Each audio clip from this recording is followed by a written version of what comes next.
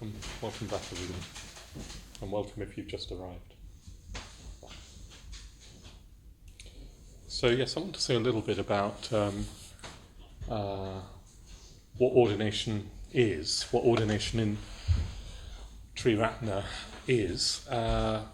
Also I want to say a little bit about how one gets ordained, if one wants to, and then I want to perhaps say a little bit about why ordination, why would you want to, why would anybody want to.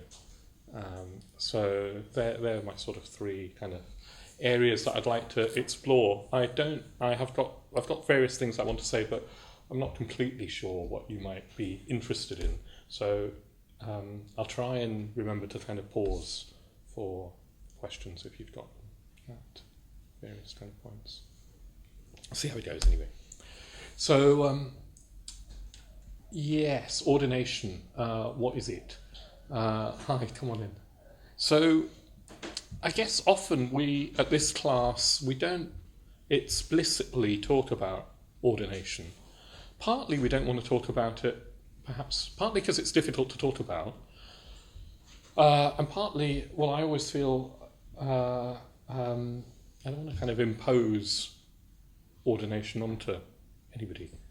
On the other hand, sometimes I think that we so don't talk about it that people are left wondering what it is. And it was only the other day when somebody that I live with and have been living with in the community for a number of months sort of said, oh yes, he didn't really know what ordination was. And there's 4 order members there. And suddenly I think, oh dear, yes, we do need to talk about it. So ordination in Triratna is defined particularly, Bhante defines it particularly in terms of commitment. Commitment to the 3 jewels, the Buddha, the Dharma and the Sangha, the values that they represent, commitment to them, orientating your life by those values to the point where those values are the central governing principles, the guiding principles in your life. They're at the centre of your life, the centre of the mandala. So I want to just, maybe I'll come back to this word commitment, because commitment is a bit of a dirty word, I think, in our current age. Why would anybody want to commit to anything? So maybe I'll come back to that when we look at why ordination. But before that, I want to just sort of explore, what does commitment to the Buddha, Dharma and Sangha mean? What does it mean sort of as it were theoretically, and what might it mean practically in somebody's life?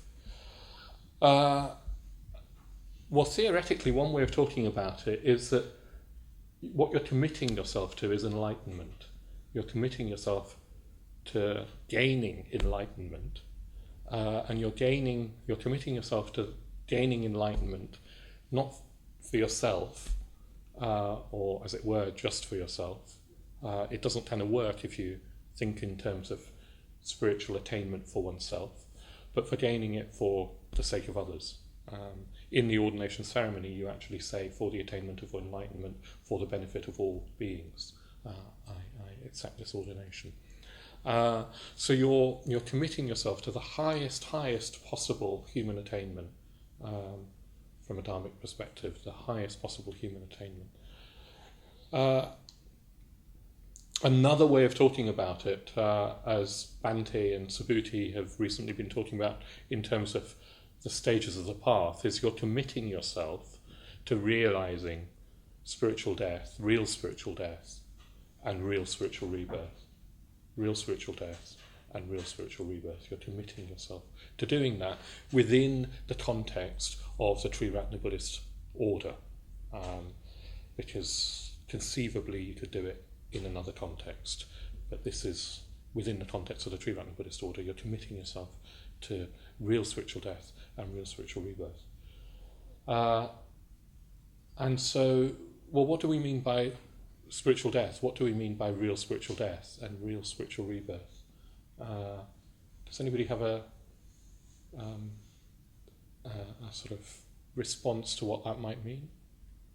An easy way of talking about it?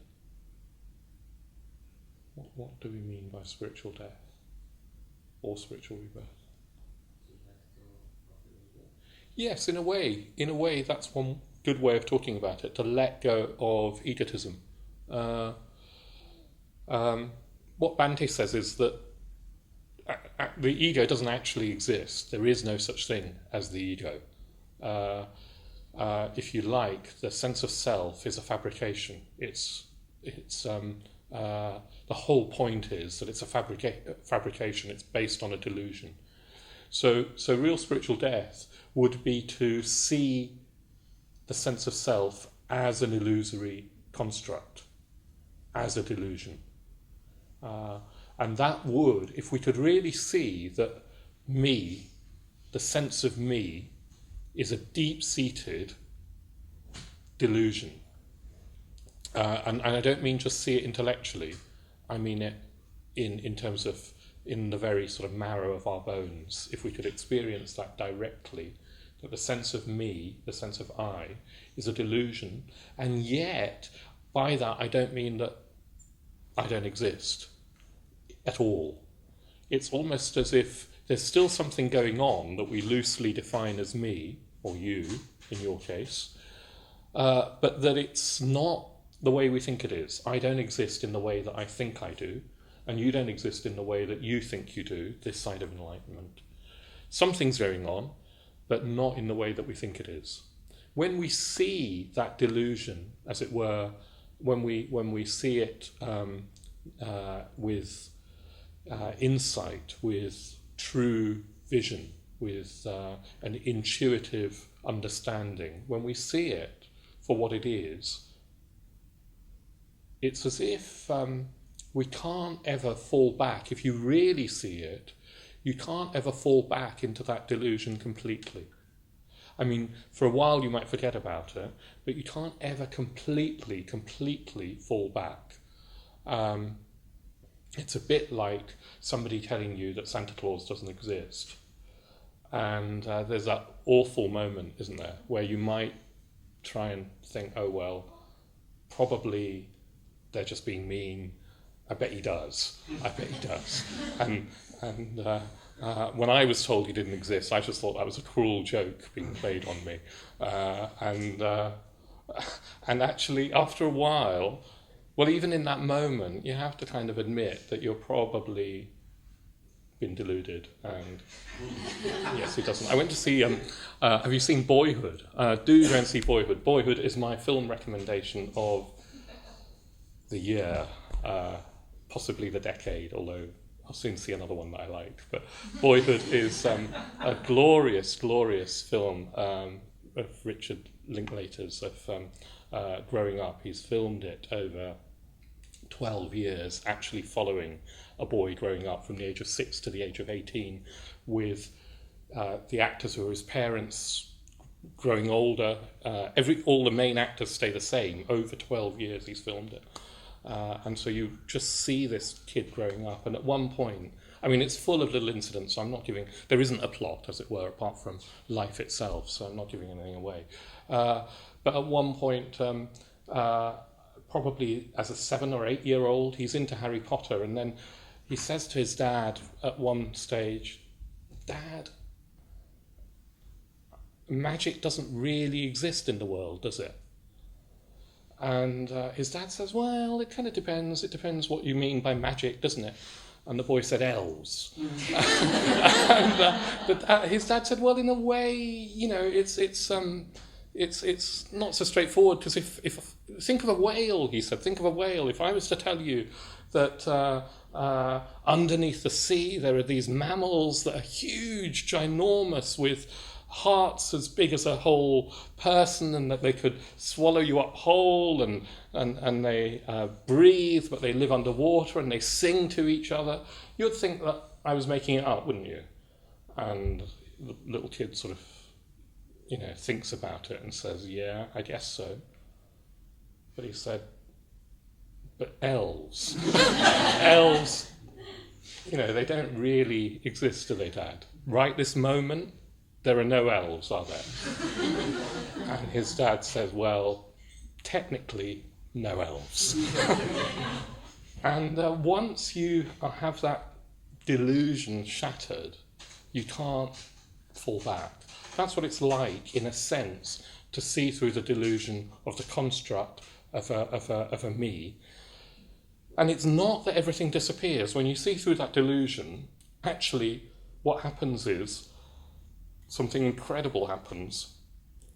We're told that what happens is that you let go of any sort of tension of holding on, any sort of tension of holding on to life, to mine, to me, to what I want, goes.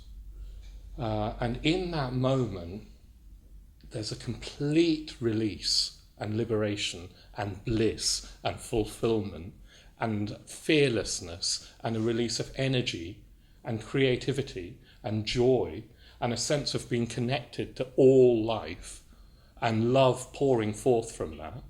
And all of that is what's known as spiritual rebirth. But you have to let go of the delusion. You have to stop believing in elves for that liberation to happen.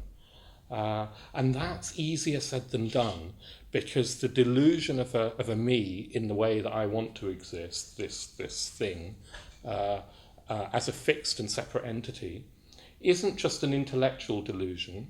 It goes, I think, right back to a survival instinct that evolution, millions of years of evolution, has bred into us. The very urge to exist has to be surrendered, renounced. And yet, that's not the same as suicide or a suicidal tendency of not wanting to exist. Even that has to be renounced. The Buddha says you can have a craving to not exist, and that is still a craving that needs to be renounced. Neither existence nor non-existence are what Buddhism's about. Both have to be renounced. So something else opens up that is indescribable, and the Buddha didn't even really he didn't speculate in a metaphysical way about it. He would point to it with similes sometimes. So that's what you're committing to when you're ordained. You're doing that ritually, and you're doing that witnessed by people who you respect. Your private preceptor is somebody that you look up to and whose spiritual practice you respect, and they say, yes, I see that you're making this commitment. You're committing yourself primarily in your life to really gaining enlightenment, to seeing through this delusion of self, to spiritual death and to spiritual rebirth. And they can see that because they've done the same thing. They've committed themselves. So one thing that it doesn't mean is that you are enlightened. It doesn't mean that you have seen through that delusion. And actually, the seeing through the delusion, even if it happens in a very dramatic fashion, it's normally not a once and for all thing. What tends to happen is that you get a glimpse of reality, this sort of dawning light of realization sort of unfolds, descends on you, sometimes like a lightning flash, and you sort of wake up and you think, my goodness, this is what was meant. It's sort of like, well, another analogy is, imagine that you've been short-sighted all your life, and then you finally have your vision corrected and everything comes into focus. But because you've been short-sighted all your life, you don't even know that you've not been seeing clearly. Suddenly the world is sharp and alive. But even if that happens, what tends to happen is that the delusion returns, if not completely. It won't return completely if you've broken through, but it returns sort of in your behaviour. Even if you can't completely be convinced about elves, we seem to have a long-standing habit over lifetimes to behave as if we do exist in a fixed and separate way. And that behaviour can take years and years and years, or it's said to take lifetimes to transform, even after real spiritual death has been glimpsed. Yeah. So order members haven't necessarily, I mean, they may have done, but they haven't necessarily even glimpsed real spiritual death, although they may have had some intuition of it. Presumably they've got some feeling for it by the time they're ordained. But certainly they're not transformed into Buddhas. They're not transformed into Buddhas. I say this as a sort of plea to any of you who think that we are enlightened.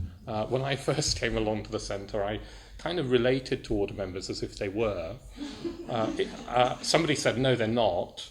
And so I thought, okay, well, they're on the very, very brink of enlightenment, and the reason they're not is out of compassion. They've decided to stay here and teach. And how wonderful is that? And in a way, even if they'd told me that they weren't, that might not have convinced me, because they would say that, wouldn't they? Because an enlightened being wouldn't go around saying, look at me, I'm enlightened, because then they obviously wouldn't be. So you get into these silly binds. I can remember Maitreya Bandhu being asked whether he was the future Buddha, Maitreya, and he said, no, I'm not. And somebody saying, you are though, aren't you? You're just saying that. So the reason I say that is that if you get to know me, I'll just speak for myself, if you get to know me in any, I was going to say in any depth, but probably even cursorily, you'll see that I'm not a Buddha. You'll see that I don't inhabit these wonderful creative states all the time. And that's good in a way. In a way is because what I'm trying to say is that order members aren't that different in a certain sense from those that aren't ordained. What is different is that they've made an explicit vow of orientating their life to enlightenment, towards enlightenment. Whether they actually get there in this lifetime or not isn't so important. You need an ideal, and anybody who's been ordained is living primarily for that ideal. Now, of course, you can live that more or less fully, and at times I live it more fully, and at times I definitely live it less fully. But the idea is that you never, ideally, you're able to, even if you lose your way, you're able to reorientate your life fairly quickly. That's the ideal. But all of that makes it sound as if it's an individual affair. Hello, you've got a question. Well, you mentioned about the tree about the context. Is there anything more to say about that? Just what I was coming on to. But thanks for asking. Because all of that makes it sound, as I say, like an individual affair, like it's some sort of private epiphany that you're aiming towards. And that's just not true. It's really, really central that you're joining an order. You're joining this order called the Triratna Buddhist order. You're joining the fellowship of men and women who have made that same vow, that same commitment. And there are, nearly a couple of thousand order members now worldwide. And you're joining that spiritual community. And in joining a community, one of the things that you, as it were, renounce, give up, is a sense of having a private life. You don't anymore have a private life. You're part of a religious order, a spiritual community. There isn't, in a way, a good way of translating that. You're part of a sangha. You're part of a sangha of people who have made that commitment. Of course, you can be part of the wider sangha without being ordained, but you're part of the order sangha, which is a sangha of people who have made a particular commitment. And that means that whether you know them personally or not, and probably now no order member knows all the other 2,000, whether you know everybody or not, whether you've never met them or not, you share what's most essential for you with what's essential for them. And that's an incredibly potent practice, an incredibly potent sense of solidarity, fellowship with a wider community. And that isn't just an arbitrary thing. You're not just joining a group. You're not just joining, like I'm a member of the Tate. I'm a friend of the Tate. And they send me a magazine and I can get into the Matisse exhibition free. It's not quite like that. You're not joining a group.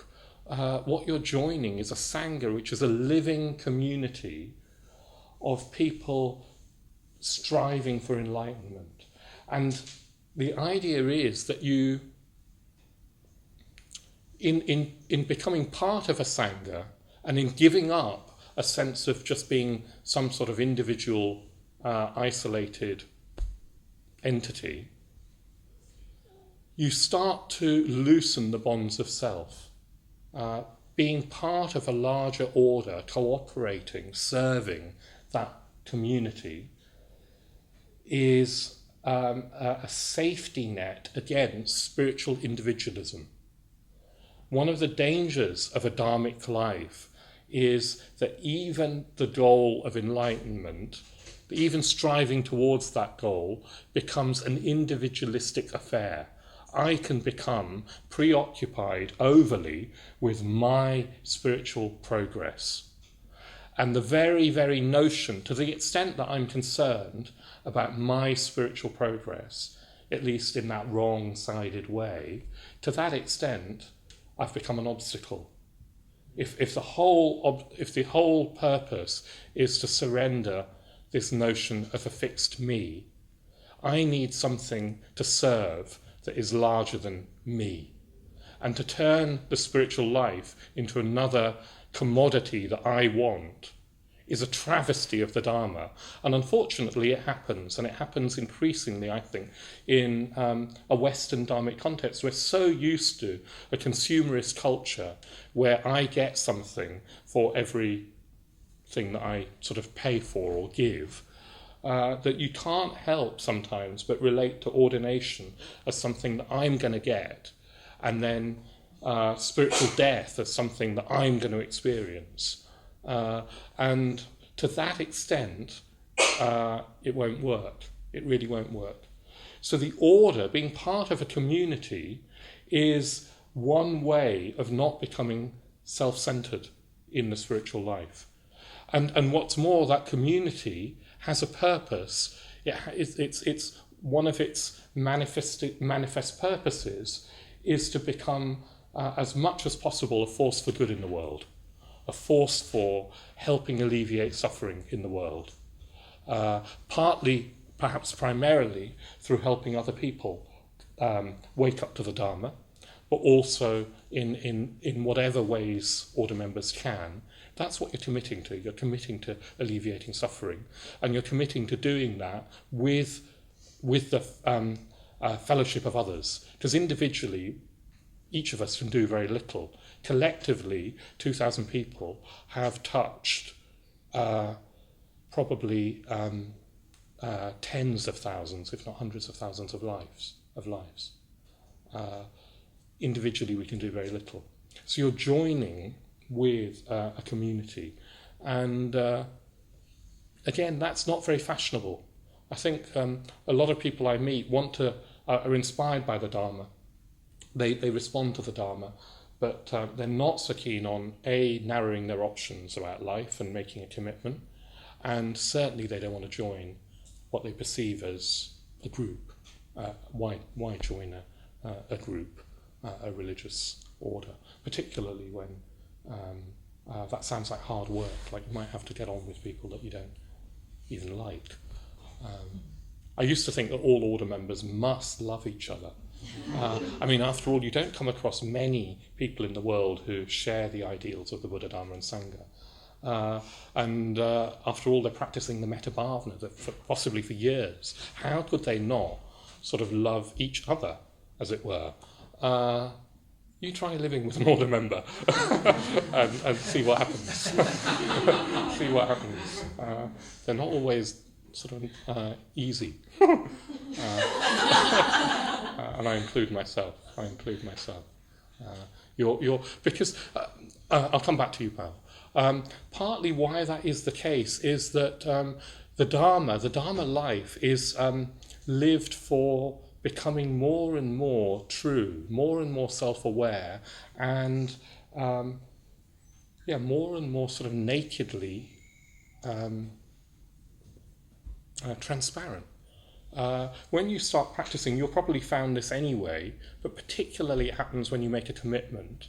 All the bits of you that don't want to go for refuge to the three jewels rise up, and we all have those parts of ourselves.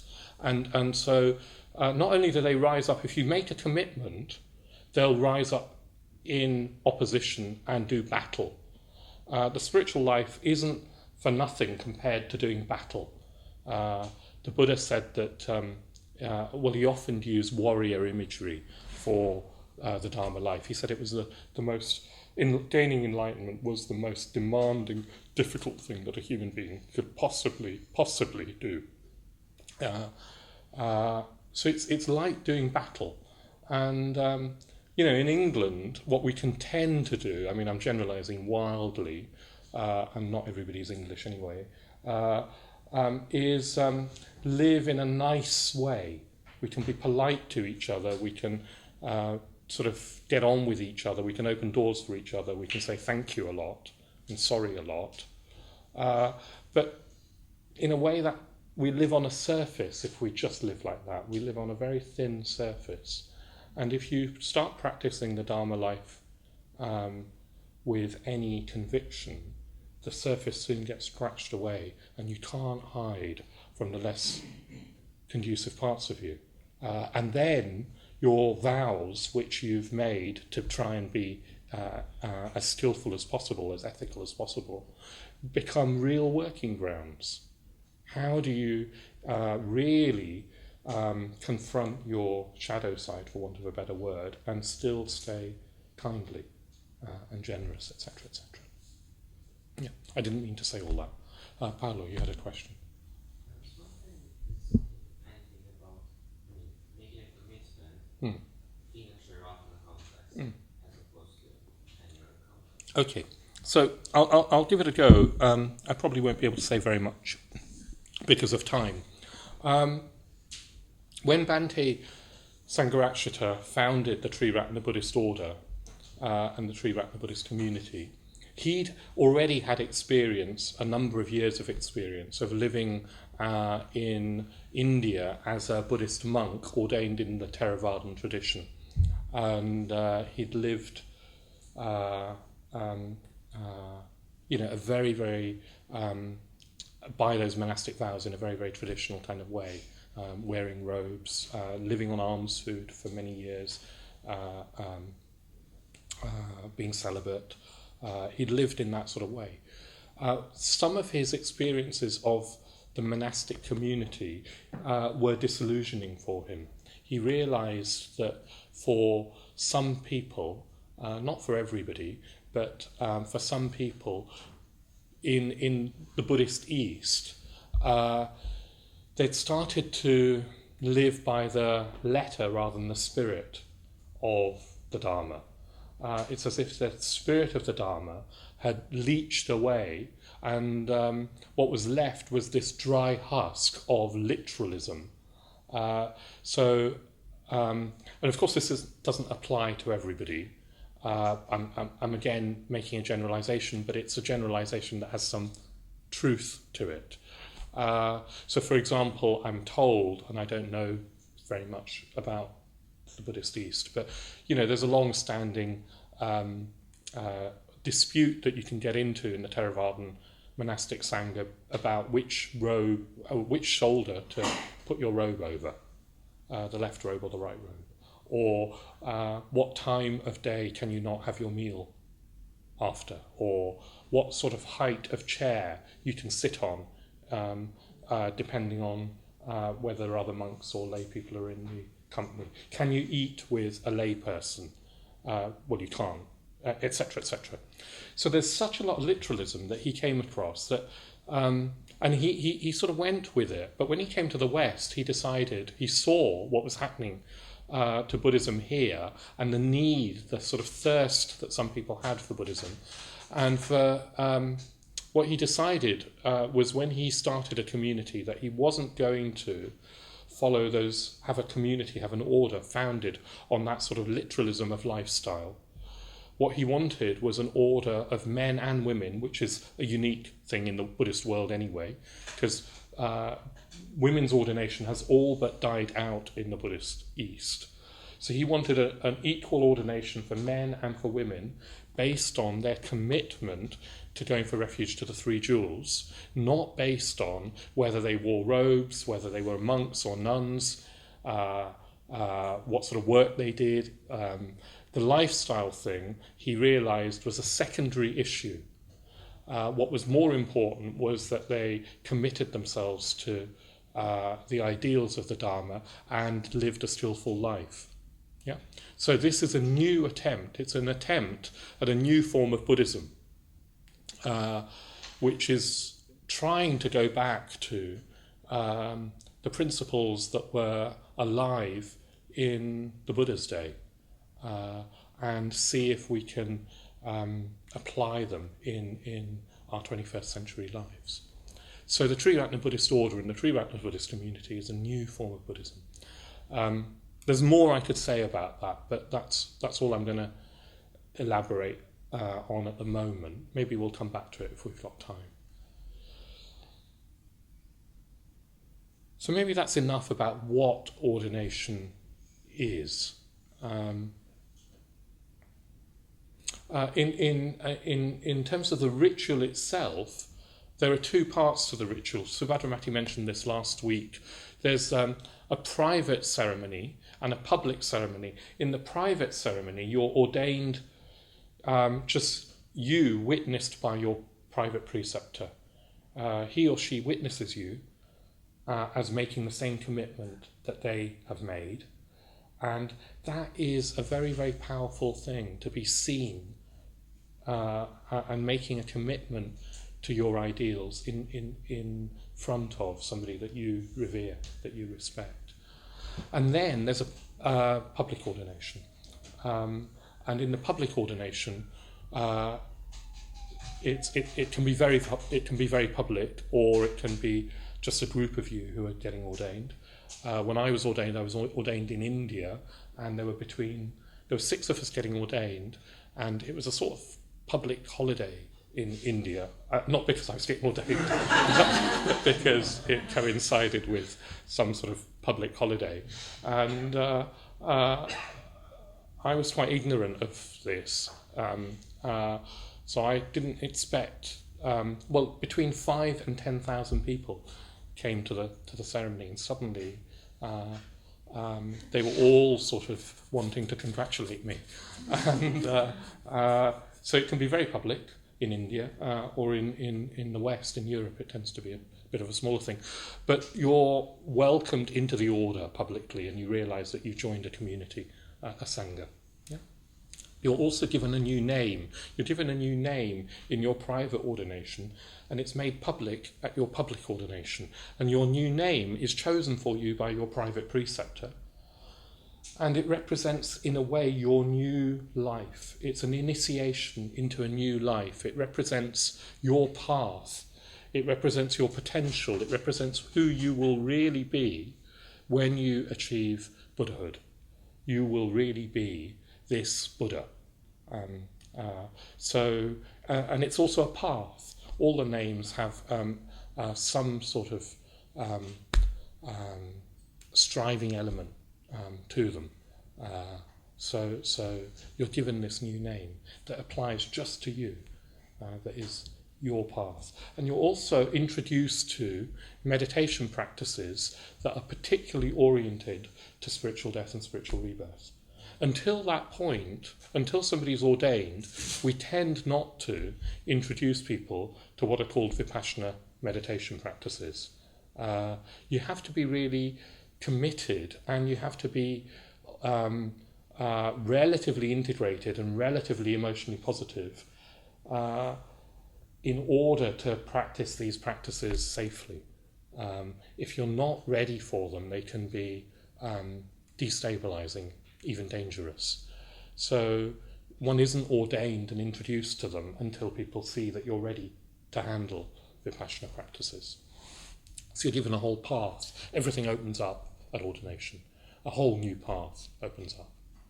Yeah, of spiritual practice, of spiritual community, of Sangha. Yeah. So I want to say a little bit about how, and then move on to why. Or, why not? So how? Well, nobody's going to wake up one morning and find that you're ordained. You won't do that. You can't just get ordained automatically. You have to ask to be ordained.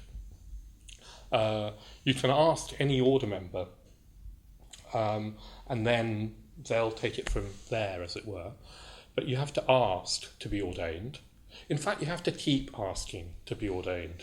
You have to keep asking. It's not an easy order to join, which is, again, unlike some Buddhist orders where you can ask and they'll say, yeah, great, here you go. In the Triratna Buddhist order, you asked and your request will be taken seriously. You'll be, it'll be celebrated that you've asked, but then you embark on a process of becoming ready. And that process is quite a mysterious process. That it's not a formal kind of curriculum that you follow, that you can just kind of work through and know that at the end you'll get your ordination.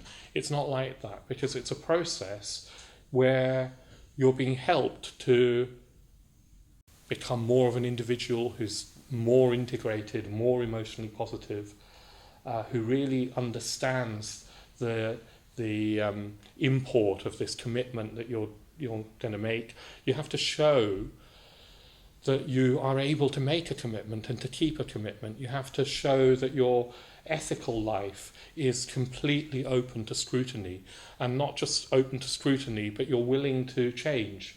You're receptive to other order members. You're not you're not sort of closed to their influence. You're receptive to their influence, and at the same time, you're not childlike in relation to them. You're able to take responsibility for your own life and your own decisions. So you have to show that you're enough of an individual to be making this commitment in your own right, and that you're not doing it as an individualist who's sort of egotistically grasping after something. In fact, you're just open to learning, to growing, to responding creatively to whatever comes at you. And that tends to take a number of years.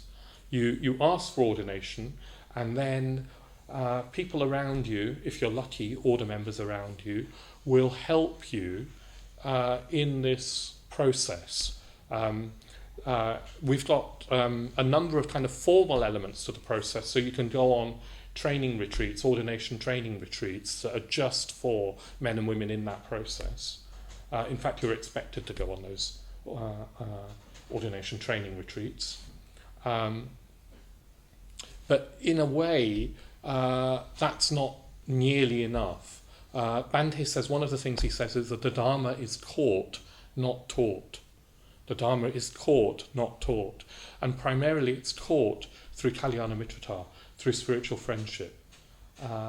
You have to have developed enough friendships in the order so that when you join, you're already a friend of some order members, because the order isn't a group, it's just a network of friendships.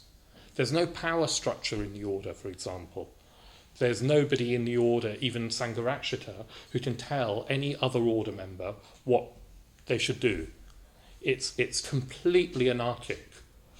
Each order member is, as it were, a law unto themselves, but what binds them together, what keeps the order together, is the network of friendships and the fact that each order member has made the same commitment.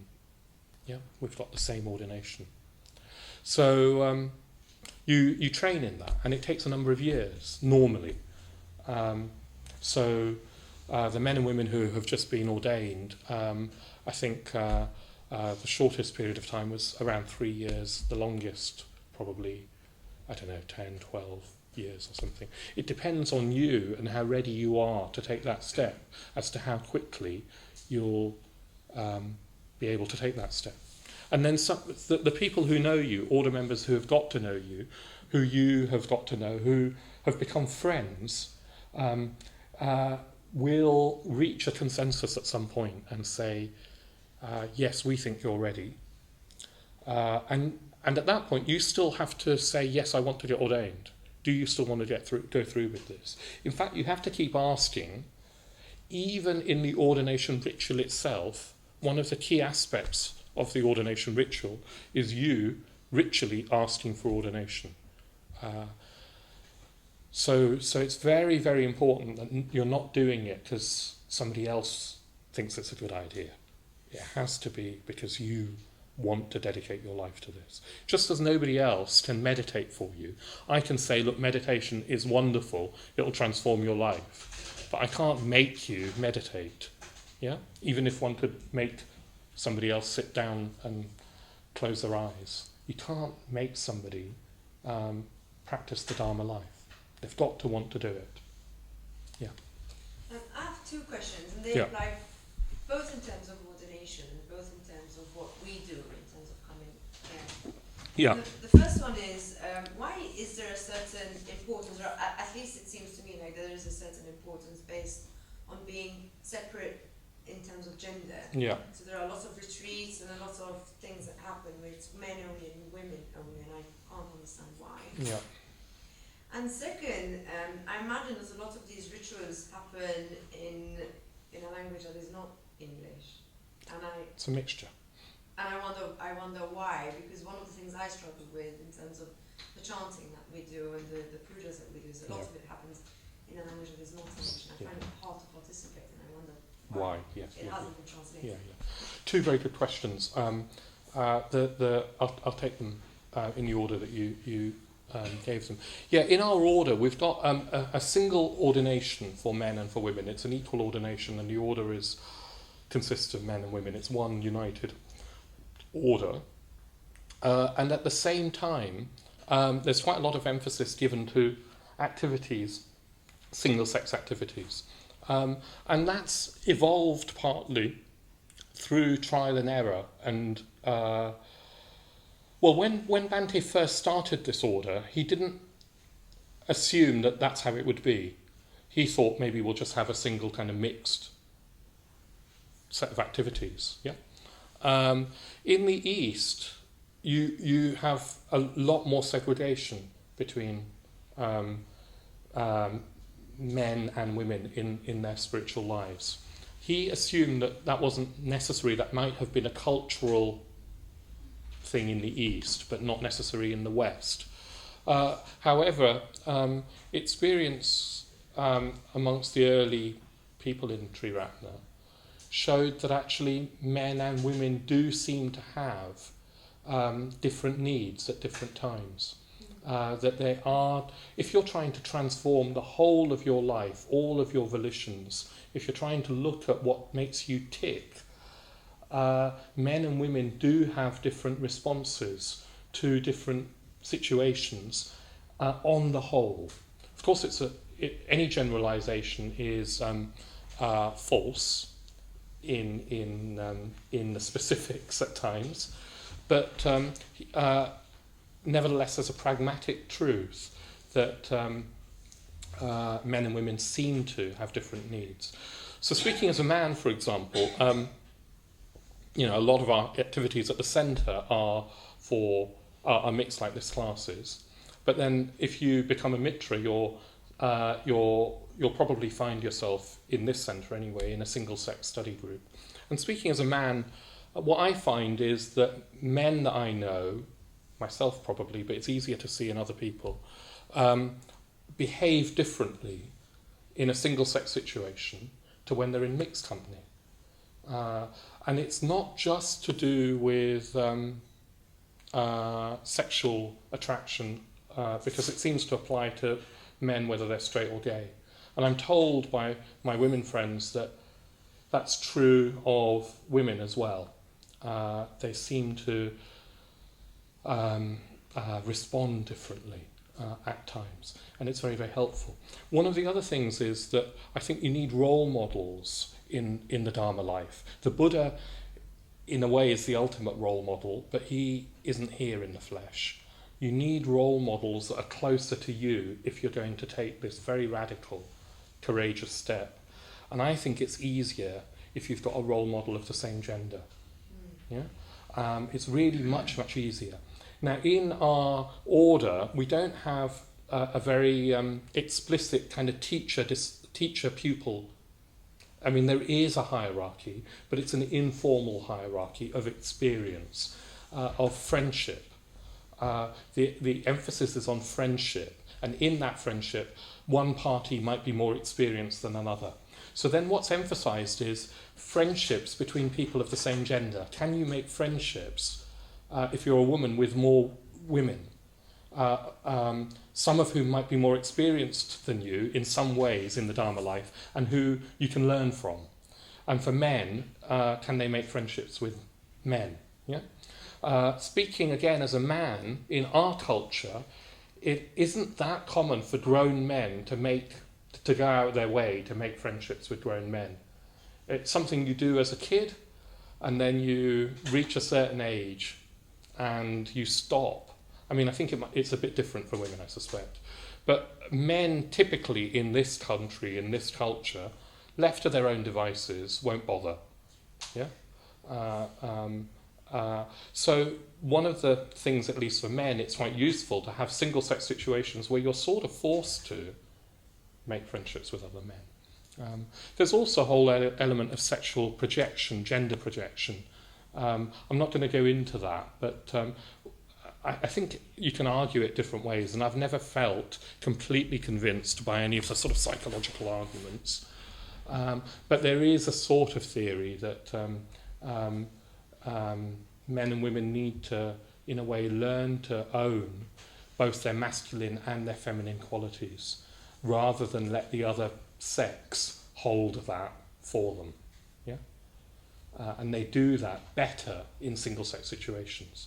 I'm not going to be able to defend that, because I think you could argue it the other way. But my experience is that it's really valuable. Big topic. Can't go into it further. But ask again in another context. Keep asking. Don't take my word for it. I wasn't convinced until I moved into a community of other men. And given the choice, I wouldn't have moved into a single-sex community. I'd always had men friends and women friends. I couldn't see why one would want to prioritise one over the other. But anyway, there wasn't a choice in that if I wanted to move into a community, it was a single-sex community or nothing. What's more, it was a closed community, and so in the community that I live in, women aren't allowed on the premises. So that was something really weird to step into. Yeah. After a while, I began to see how spiritually beneficial it was, how valuable it was. Yeah. Okay, so your second question.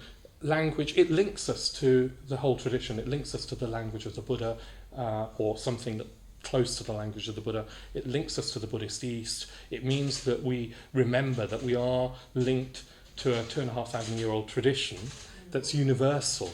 That Triratna, although it's radical in some respects and quite different in some respects, what we mustn't do is separate off and become our own religion.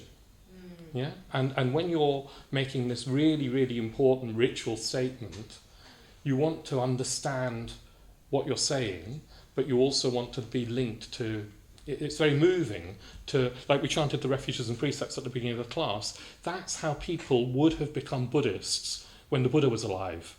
Now, if you're becoming an order member, in that ceremony you chant those refuges and precepts in Pali. And by that stage, all your training and all your imaginative connection with the Buddha should be a really heartfelt response. So then to utter those words after your preceptor is echoing what the Buddha would have done and what people would have done in relation to the Buddha. That's incredibly meaningful, but it takes some getting used to. Thank you very Yeah. much. Good. So I might take it or I might move on to why, but asked it. The question is, what's the difference between a spiritual Sangha and the ordained member Sangha? What's the difference? Ideally, the order would be a real Sangha of people who had glimpsed some degree of enlightenment. Often we fall short of that and we become a bunch of people who are more or less striving. Yeah? Because, as I say, at ordination, you haven't necessarily had a definitive glimpse of spiritual death and spiritual rebirth. So the order exists at different levels, you could say. It exists as an ideal, yeah, which we move towards, and at times I experience in the company of other order members that we sort of perhaps briefly we touch that ideal together, particularly in large order gatherings. You see that. Sometimes you see it in individual order relationships, elder friendships. And then often we're existing, as it were, at a much lower level where we're far from perfect and we in a way we fall short of the ideal. Yeah? So there's a trying to hold the real and the ideal. And that's difficult. Yeah? That's difficult. It's easy to either pretend that we're all ideal and then be shocked by the fact that order members can be unskillful, or it's easy to think, oh, we're just a bunch of men and women like anybody else because we fall short. Actually, we're in somewhere in between, and that's where the battleground is. Yeah. So why do it? I want to move on to why. And the first thing I want to say is that there's no good reason. There really is no good reason to ask for ordination. Absolutely none. And that is so important, because what I mean by that is that there's no utility in it. There's no worldly benefit to be gained. There's nothing that you will gain, and you will get a lot of heartache. There's no good reason in the sense of gaining something.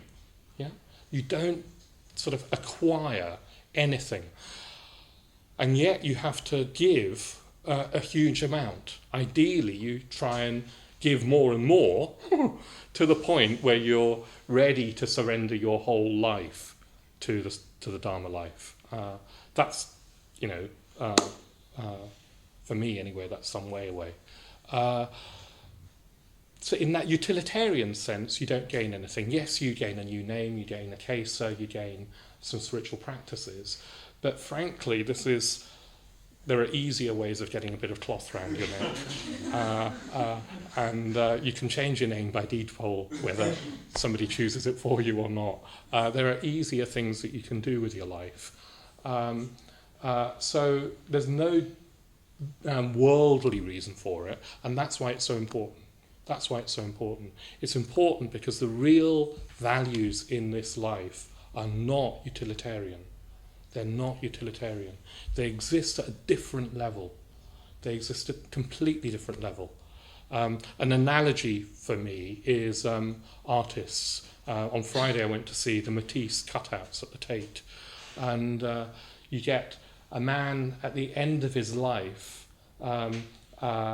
arthritic, unable to paint, still with this enormous creative vitality, deciding to create these incredible masterpieces just with scissors and paper, cutting things out and then getting his assistants, actually very beautiful, glamorous assistants, to pin them to other bits of paper or canvas or whatever, and creating what is joyous, exuberant, completely useless wonder. That's what it is. That's what it is. And it's completely useless. Completely useless. So you don't get ordained because you want to be useful in that sense or gain something in that sense. You get ordained because, or you ask for ordination because you have an intuition that there's more to life than those utilitarian values. In this film Boyhood, there's a very, very moving bit where, so you followed this kid from the age of 6 to the age of 18. He's about to go to college, and you've watched his parents grow older. His mother has had quite an ordeal, as it were, just in an ordinary sort of way, but she's been a single parent to him and his sister, and his older sister, and she's already left home. She's had various relationships that didn't work. He's about to go off to college, is, pleased as anything that he's escaping from under her wings, and she just bursts into tears, and he says, "What's wrong, Mum?" And she says something about, I can't remember how she puts it, but there's something about, she says her life had just been a series of moments, and there'd been moments around him, his first day at school, his going to high school, his first romance and broken heart, his first, graduation from school, his first job, his now going to college. And she said today felt like the worst day of her life. And during her life, she had worked to become educated as an adult. She trains to be a teacher, and she works in a university. She'd improved culturally, she'd improved materially, financially. She'd brought up this family. She'd done really well by sort of any standards. And she's crying, and she says, "I thought that there would be more. I thought that there would be more." And it's a very, very moving moment. And I think that's what many of us, in our sort of, moments perhaps in the middle of the night, wake up thinking, "I thought that there would be more." Sometimes it takes some sort of life catastrophe or change to happen before we acknowledge that to ourselves more consciously. But that's why you asked. Speaking personally, it was when my dad died. I was 11, and although it was a sort of personal catastrophe, tragedy to lose your father as a kid, it was that woke me up to the fact that there ought to be more. There has to be more. How can life be about the mortgage, the car, the holiday, the house, or just spending what you've got? How can it be about getting and spending? How can it even be about making the relationship of your life work?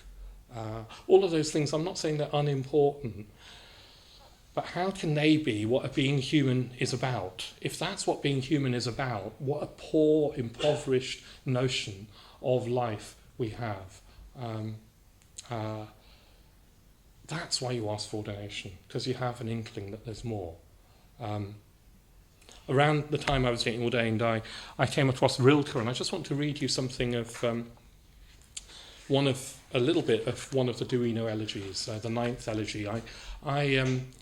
I can remember reading this elegy on the mountaintop at Jnanavaca, on the cliff top, and reading it aloud to the wind. And he asks at the beginning of this elegy, he asks Why be human? If a leaf, even a leaf, can sort of exist and probably has a much easier time of it. He talks about a laurel leaf. A laurel leaf can feel the sunlight. Why be human and suffer all the pangs of humanity when you could just be numb, be like a leaf? So he asks that question, then he answers it. Let me read you what he says. He says, "Oh, not because happiness exists." That's interesting, isn't it? Not because happiness exists, because to live a truly human life, it's not about pleasure, even personal happiness. If personal happiness is reduced to utility, to getting what I want, that cannot be what humanity is there for, what a human consciousness has evolved for. Oh, not because happiness exists, that too hasty profit snatched from approaching loss, and not out of curiosity, not as practice for the heart, which would exist in the laurel too, but because truly being here is so much, because everything here apparently needs us, this fleeting world, which in some strange way keeps calling to us, the most fleeting of all. Once for each thing, just once, no more. And we too, just once and never again. But to have been this once, completely, even if only once, to have been at one with the earth, seems beyond undoing. Isn't that brilliant? Isn't that brilliant? Because simply being here is so much. And I think what he's talking about is being awake. If you're awake, even for a moment, even just once, even if you've just glimpsed what being awake means just once, it's beyond undoing. It becomes the most precious thing that you can have ever glimpsed in your whole life. Something that, is worth giving up everything for. And that's why you make a commitment. That's why you make a commitment. Without commitment, it's not going to happen. We live on the surface of life. We live on the surface of life because we're not willing to commit. And therefore nothing happens. Nothing really happens. If you're going to make a commitment, that's a risk because you have to narrow your options. You have to give up other things. You have to narrow your options, and that's a risk. And without that risk and without that renunciation, depth is just not possible. It's not even possible in ordinary worldly terms. You're never going to become a great musician, a great artist, a great writer, even, great at your job without some degree of commitment, without some degree of narrowing. And anybody who tells you otherwise is lying to you. Unfortunately, we've built a culture on those lies. We've built a whole culture which tells you can have it all and you don't have to commit and you don't have to give anything up and you'll be fine, and you won't. So it's very, very precious commitment. It's a gift. You're being offered a gift when you're offered the opportunity to make a commitment. That's what you're being offered. If you've glimpsed the Dharma, if you've really had some sort of glimpse of it, then don't stop. Don't stop. And the Dharma, remember, is a path. It's a journey. If you stop on that journey, well, actually, you fall back. You can't stand still. Because the world around you doesn't stand still. So if you stop moving forward, you will fall back. Unfortunately, that's a tragedy. And I see that happening. to many people.